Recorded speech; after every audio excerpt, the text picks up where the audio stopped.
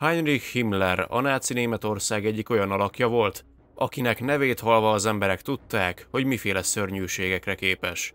A Nemzeti Szocialista Német Munkáspárt egyik magas beosztású vezetőjeként, az SS vezetőjeként minden német rendőri, karhatalmi erőt szinte ő irányított. A legnagyobb felelősségűt terhelte, amiért a második világháborúban közel 6 millió zsidót öltek meg a holokauszt során. Ebben a videóban az ő életét ismerhetitek meg. Tartsatok velem!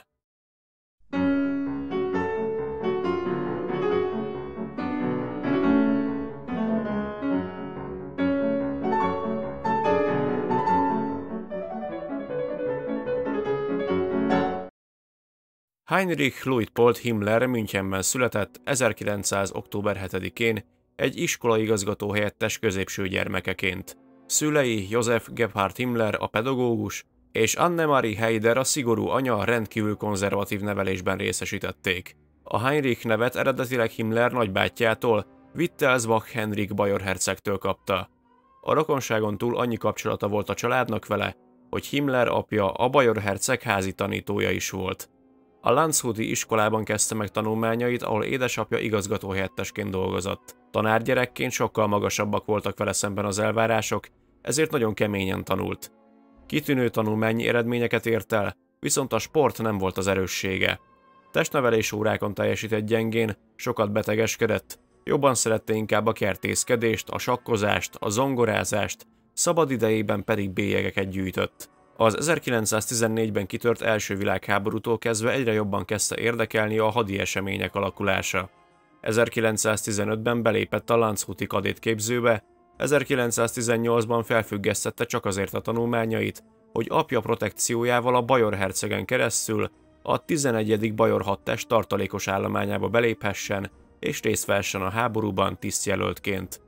Még a kiképzése alatt azonban a háború véget ért, Himmler pedig nem tudott részt venni a harcokban. 1919 és 1922 között a müncheni Technische Hochschulében tanult agronómusnak, majd néhány évig gyakornokoskodott a szakmában. 1922-ben szakított a katolikus vallással, és egyre jobban foglalkoztatták a germán mondák, regék történetei, az okkultizmus, valamint olyan pamflet szövegek, amikben egyre erőteljesebben mutatkoztak meg az antiszemitizmus tartalmi elemei. A hiperinfláció és a társadalmi elégedetlenségek hatására a Himmler család elszegényedett, Heinrich kénytelen volt az agrárpályán maradni, irodai munkát vállalni és nem dédelgetni álmokat arról, hogy doktori képzésen vesz részt. 1923-ban lépett be a Nemzeti Szocialista Német Munkáspártba, valamint az Ernst Röhm által vezetett Sturmabteilung nevű félkatonai szervezetbe, vagyis az SA-ba, aminek Himmler a társalapítója volt. Utóbbi aktív tagjaként részt vett a müncheni sörpuccsban, amit a hatóságok sikeresen megfékeztek. 1925-ben lépett be a Schutzstaffelbe, vagyis az SS-be, ami akkor még az SA részét képezte. 1926-ban Bajorország SS körzetvezetője lett, ebben az évben ismerte meg szerelmét, Margareta Ziegrothot egy Bad Reichenhalli hotelban. 1927-ben helyettes birodalmi pártpropaganda vezető lett, 1928. július 3-án megnősült. Ebben az időszakban ismerkedett meg az Artaman ligában Rudolf Hössel, aki később az Auschwitz-i koncentrációs tábor vezetője lett, valamint William Darréval, a náci ideológia egyik megalkotójával, aki nagy hatással volt Himmlerre. Olyannyira, hogy Hitlerhez személyesen jelentkezett választási győzelem esetére élelmiszer- és agrárminiszter jelöltnek. 1929-ben született meg kislánya Gudrun, majd örökbe fogadott egy fiút, Gerhard von Ahét. Ugyanebben az évben nevezte ki Adolf Hitler az SS birodalmi vezetőjévé, aminek összesen 290 tagja volt. Jövő évre Himmler a szervezetet 3000 fősre duzzasztotta. 1930-tól megkerülhetetlen politikai személyiségként a birodalmi gyűlés tagja lett. 1933-ban Hitler hatalomra jutásával épültek meg Németországban az első koncentrációs táborok. Az SS teljes intézményrendszerét kibővítve Himmler felállíttatta az első német koncentrációs tábort Dachauban. Politikai ellenfelek és szakszervezeti vezetők elzárására lett kitalálva, azonban 1934-ben és 1935-ben a megszerzett jogkörök birtokában Himmler átvette az SS vezetőjeként az összes tábort, és megváltoztatta a koncentrációs táborok célrendszerét, hogy innentől kiket és miért fognak ide küldeni. Így a politikai elítéltek mellett megjelentek a zsidók, a cigányok, a homoszexuálisok, a fogyatékossággal született emberek, a rendszer számára nem kedves vallási vezetők, papok, lelkészek, és még lehetne folytatni a sort. Az SS 1933-ra már 50 000 fővel számolhatott. 1934-ben személyesen vett részt a hosszú kések éjszakáján, amikor leszámoltak az SA vezetőivel, valamint Gregor Strasserrel, aki mentora és munkaadója volt Himmlernek. Még ebben az évben létrejött a Gestapo, aminek 1935-ben a parancsnoka volt. 1936-tól a belügyminisztérium államtitkáraként a náci Németországban tevékenykedő rendőrség vezetője lett. 1937-ben Himmler nyilvánosan is felszólalt a keresztény vallás ellen, ami züllesztette elmondása szerint a német lakosság morálját, szexualitását. Külön a Bonni Egyetem kutatóját kérte fel, Karl Eckhart professzort, hogy alkosson meg egy olyan vallási ideológiát, amit tovább tudja mélyíteni és erősíteni a németek örökségét. 1939-ben Himmler megalapította a Birodalmi Biztonsági Főhivatalt, aminek vezetőjévé Reinhard Heydrichet nevezte ki, és ennek negyedik hivatalává tette a Gestapót. Valamint erre az időre a szervezetet egybeolvasztotta a megalakított kriminálpolicájjal, vagyis a Kripóval. Így alakult meg a Sicherheitspolizei, vagyis a SIPO, és létrejött külön az SS fegyveres alakulata, a Waffen-SS. Nevéhez köthető a Himmler hadművelet, ami egy szándékos elterelésnek a megnevezése volt. A hadműveletben résztvevő német katonák lengyel katonai egyenruhát öltve támadtak rá német csapatokra, hogy ezzel is erősítsék a náci propagandát, ami szerint a lengyel agresszió miatt tört ki a II. Világháború. Nyilvánvaló céllá vált, hogy a II. Világháború kitörésével Himmler kiszolgálja teljes egészében Hitler akaratát.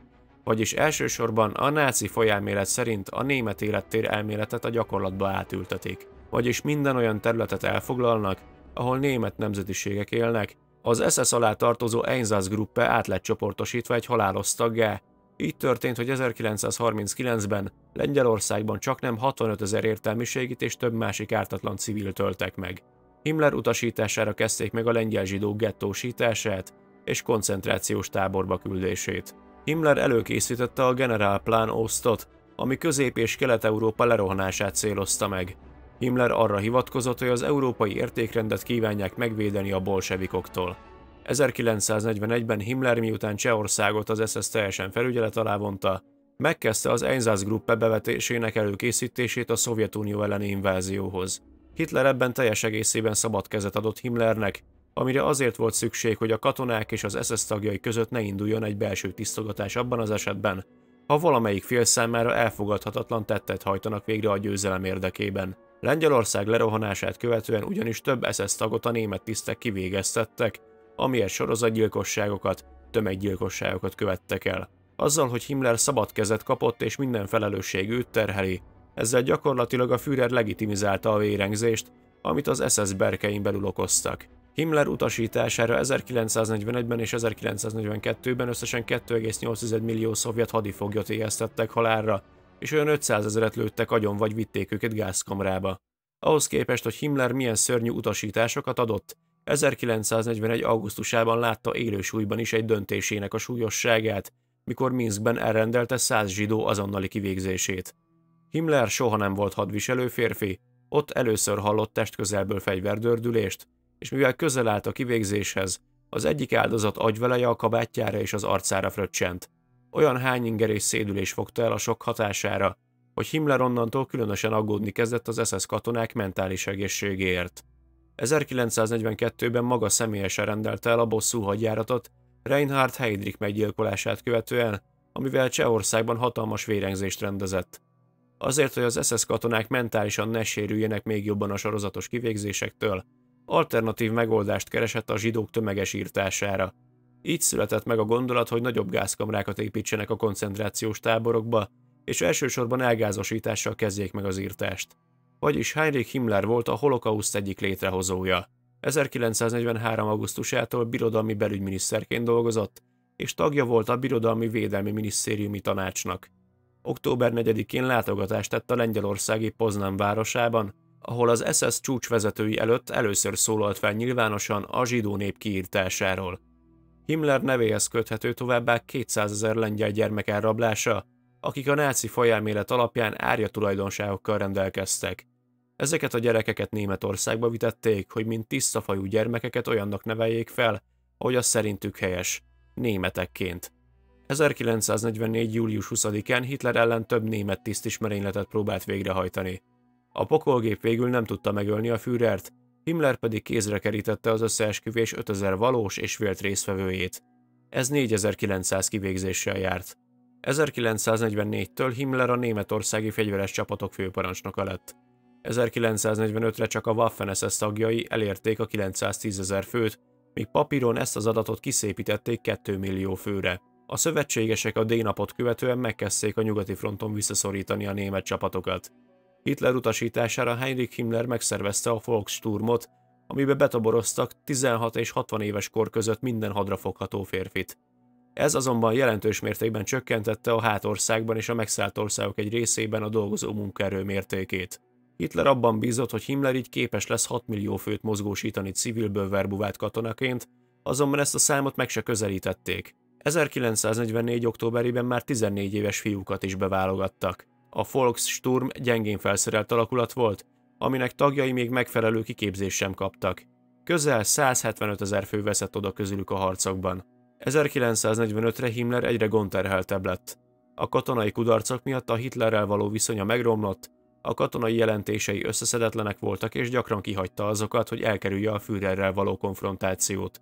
Márciusban a szovjetek elleni nagy német ellentámadás is elbukott, amikor már német területen zajlottak a harcok. Hitler ezért Himmlert hazugnak és megbízhatatlannak nevezte, majd március 20-ával felfüggesztette a parancsnoki szolgálata alól. 1945 áprilisára Heinrich Himmler belátta, hogy a II. Világháborút elvesztették, a náci Németország bukásra lett ítélve. Hitler és Himmler 1945. április 20-án találkoztak utoljára, a Führer születésnapján Berlinben. Himmler ünnepélyesen egy felbonthatatlan esküt tett Hitlernek, majd a Führer kijelentette, hogy a szovjet csapatok érkezése elől ő nem fog elmenekülni. Ennek a kijelentésnek a hatására Himmler és Hermann Göring azonnal elhagyták a fővárost. Április 21-én Himmler a Zsidó Világkongresszus svéd képviselőjével, Norbert Mazurral találkozott, akinek biztosította a Fehér Busz hadművelet keretében 20 000 koncentrációs táborba deportált zsidó elszállítását, humanitárius akció keretében mentőbuszokon, és azokat szabadon bocsátotta annak reményében, hogy menthesse a saját bőrét. Mazurnak még azt is hazudta, hogy a koncentrációs táborokban elenyészően kevés haláleset történt, a magas számokat elsősorban tifuszjárvány okozta, és ezért volt szükség krematóriumokra. Ez természetesen rövid időn belül kiderült a szövetséges csapatok előrenyomulásával, hogy nem így volt. Himmler végig hazudott. 1945. április 23-án az észak-németországi Lübeckbe utazott, hogy Bernadette Folke svéd diplomata segítségével nyugatra menekülhessen. Dwight Eisenhower tábornoknak üzent arról, hogy a nyugati csapatoknak megadja magát, de a szovjeteknek nem. Áprilisban még kísérletet tett arra, hogy Németország nevében külön békét próbáljon kötni a szövetségesekkel, és erről, valamint a megadásáról a BBC rádióműsora április 28-án beszámolt. Hitler, amint ezeket megtudta, Himmlert minden tisztségétől megfosztotta, és kizárta a pártból. Hitler halála után Karl Dönitz lett a Führer utóda, akit Himmler személyesen felkeresett Flensburgban és felajánlotta a szolgálatait, mint Dönitz helyettese az új kormányban.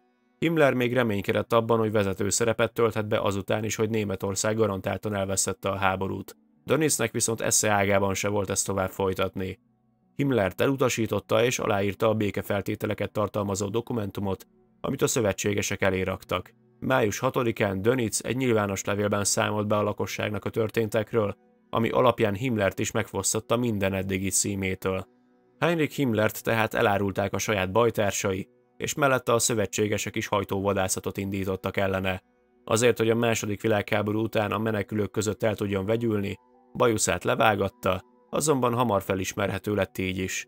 A német tábori csendőrség egyenruhájában mutatkozott, ami csak azért volt hiba, mert a szövetségesek a testülethez tartozó valamennyi személyt letartóztatták.